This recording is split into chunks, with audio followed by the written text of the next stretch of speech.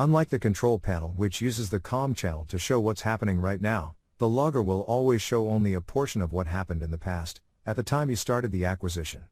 This is why you will get a different recording every time you start the logger. However, each acquisition contains detailed data of the recorded period, and this is why the logger is more precise than the control panel, where you can only see the traces as a whole but do not have access to individual points.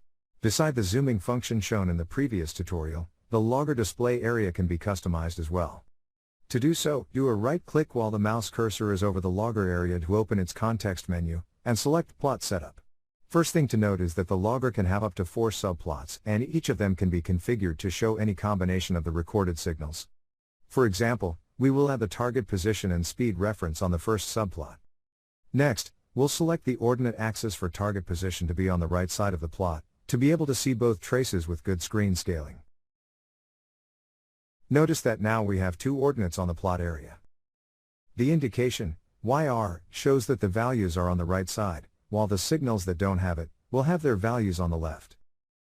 Beside the ability to select which signal and how to display them on any of the 4 available graphs, you can also customize their appearance. For that, select Plot Options from the logger context menu. As already shown, it's opened with a right-click over the logger area. You will find here the available options for each of the subplots. Here are some of them. Select the desired measurement unit. Choose the trace color. If needed, repeat the same process for the remaining signals present on the subplot you're editing. You can even change the style and the width of the trace line.